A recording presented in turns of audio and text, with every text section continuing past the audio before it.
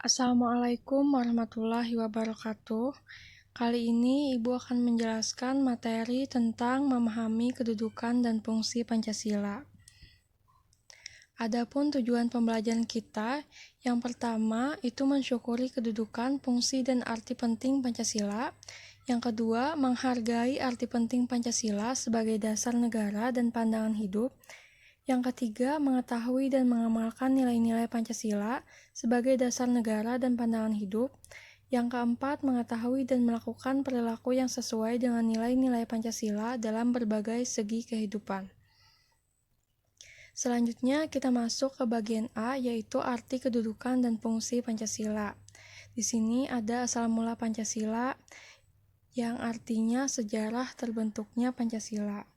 Nah, jadi Pancasila sebagai dasar filsafat serta ideologi bangsa dan negara Indonesia itu bukan terbentuk secara mendadak, serta bukan juga diciptakan oleh seseorang sebagaimana yang terjadi pada ideologi-ideologi lain yang ada di dunia ini.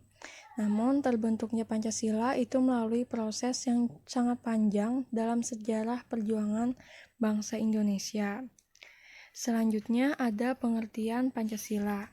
Pengertian Pancasila ini ada secara etimologis, ada secara historis, dan ada secara terminologis. Pengertian Pancasila secara etimologis, menurut Muhammad Yamin, dalam bahasa Sanskerta, perkataan Pancasila itu memiliki dua macam arti, yaitu panca yang artinya 5 dan sila yang artinya alas atau dasar. Jadi Pancasila itu secara harfiah dapat diartikan dasar yang memiliki 5 unsur. Selanjutnya Pancasila secara historis. Dalam proses perumusan Pancasila itu diawali ketika dalam sidang BPUPKI yang pertama, Dr. Rajiman Widyodiningrat itu mengajukan suatu masalah, khususnya akan dibahas pada sidang tersebut. Jadi masalah tersebut adalah masalah tentang rumusan dasar negara Indonesia yang akan dibentuk. Kemudian tampillah pada sidang tersebut tokoh-tokoh perjuangan atau 3 orang pembicara, yaitu Muhammad Yamin, Supomo, dan Soekarno. Pada tanggal 1 Juni 1945, di dalam sidang tersebut, Insinyur Soekarno berpidato secara lisan mengenai calon rumusan dasar negara Indonesia. Kemudian untuk memberi nama istilah dasar negara tersebut, Indonesia memberikan nama Pancasila yang artinya 5 dasar. Hal ini menurut Soekarno atas dasar dari salah seorang temannya, yaitu seorang ahli bahasa yang tidak disebutkan namanya di sini.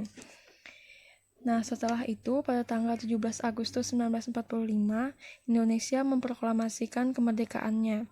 Kemudian, keesokan harinya, pada tanggal 18 Agustus 1945, disahkanlah Undang-Undang Dasar 1945, termasuk di dalamnya pembukaan Undang-Undang Dasar, yang dimana terdapat isi rumusan 5 prinsip atau yang diberi nama Pancasila. Selanjutnya, pengertian Pancasila secara terminologis. Nah, pada proklamasi kemerdekaan tanggal 17 Agustus 1945, Pancasila melahirkan negara Republik Indonesia. Jadi, untuk melengkapi alat-alat kelengkapan negara, sebagaimana lazimnya negara-negara yang merdeka, maka PPKI segera mengadakan sidang.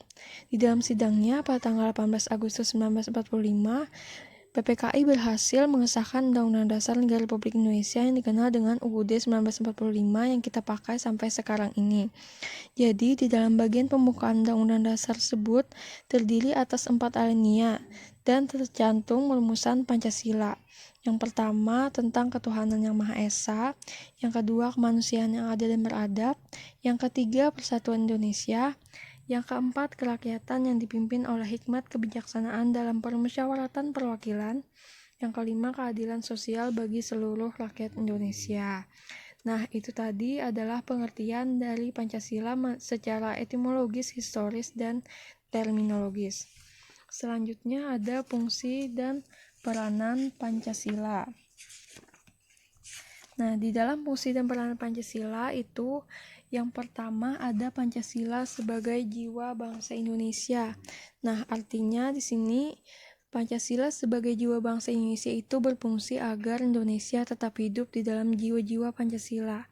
Setiap bangsa dan negara ini harus memiliki jiwa Pancasila.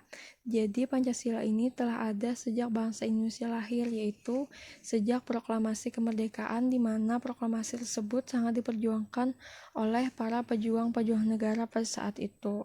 Selanjutnya, Pancasila sebagai kepribadian bangsa. Nah, Pancasila sebagai pribadi bangsa ini memiliki fungsi yang pertama sebagai hal yang memberikan corak khas bagi bangsa Indonesia.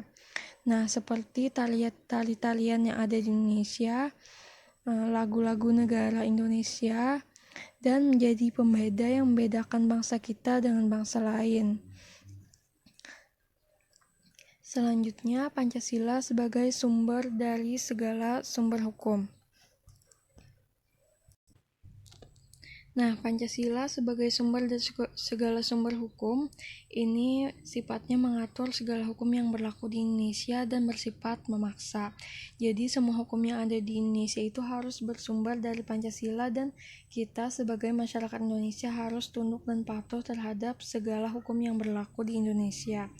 Selanjutnya, yang keempat adalah Pancasila sebagai perjanjian luhur. Nah, jadi dalam perjanjian luhur ini Pancasila disepakati oleh sidang PPKI pada saat itu, yaitu tanggal 18 Agustus 1945.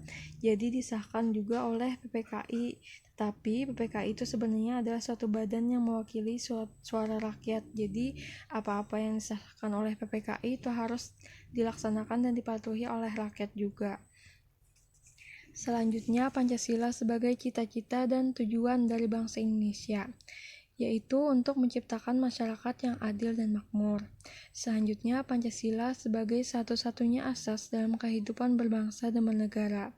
Nah, di sini maksudnya adalah sebagai konsekuensi yang ditetapkan Pancasila oleh bangsa Indonesia sebagai dasar negara, dan juga merupakan perwujudan pelaksanaan Pancasila secara murni dan konsekuen. Yang ketujuh yaitu Pancasila sebagai moral pembangunan, yang dijadikan sebagai kerangka, acuan, tolak ukur, parameter, arah, dan tujuan dari pembangunan tersebut. Selanjutnya ada makna Pancasila sebagai dasar negara dan pandangan hidup bangsa. Yang pertama, Pancasila sebagai dasar negara. Semua negara di dunia itu haruslah memiliki dasar atau pondasi negara. Jadi, pondasi tersebut berupa ciri, cita-cita, acuan, dan tujuan yang akan dicapai suatu negara yang tentunya berbeda dari negara lain.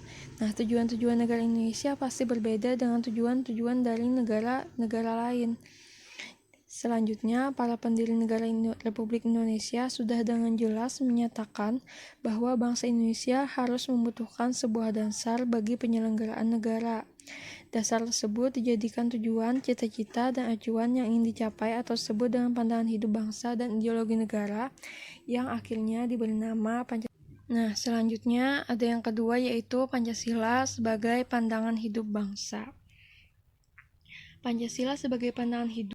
Nah, selanjutnya yang kedua adalah Pancasila sebagai pandangan hidup bangsa.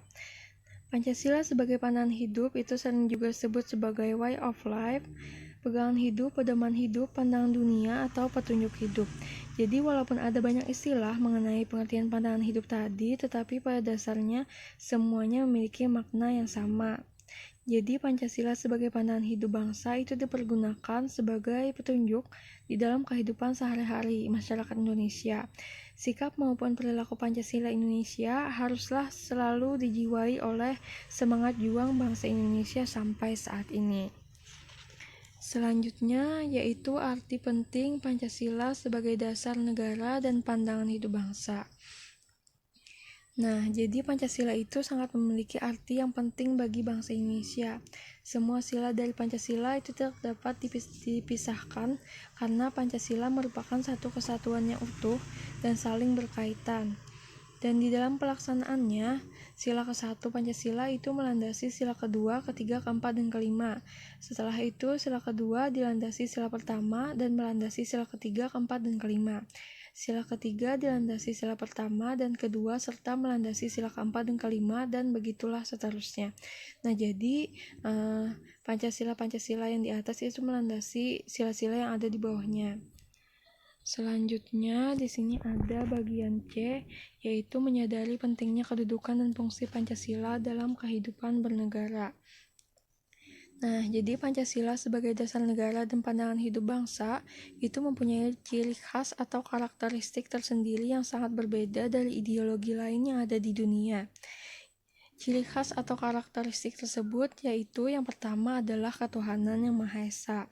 Nah, ketuhanan yang Maha Esa ini mengandung pengakuan atas keberadaan Tuhan sebagai pencipta alam semesta beserta isinya. Oleh karena itu, kita sebagai manusia yang beriman wajib meyakini adanya Tuhan yang diwujudkan dalam ketaatan kita kepada Tuhan yang Maha Esa dengan menjalankan segala perintah dan menjauhi segala larangannya. Seperti bangsa Indonesia yang beragama Islam harus sholat 5 waktu dan membaca Al-Quran dan lain sebagainya yang merupakan perintah dari Allah Subhanahu wa Ta'ala. Selanjutnya yaitu kemanusiaan yang adil dan beradab. Nah, di sini mengandung rumusan sifat dari keseluruhan budi pekerti manusia Indonesia yang harus mengakui kedudukan manusia yang sederajat dan sama serta mempunyai hak dan kewajiban yang sama sebagai warga negara yang dijamin oleh negara Indonesia. Selanjutnya ada Persatuan Indonesia.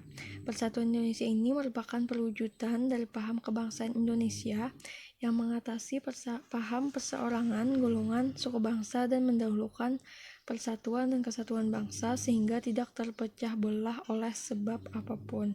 Jadi bagaimanapun keadaannya kita sebagai bangsa Indonesia itu harus bersatu. Tidak boleh menghina suku bangsa sesama Indonesia. Selanjutnya ada kerakyatan yang dipimpin oleh hikmat kebijaksanaan dalam permusyawaratan perwakilan.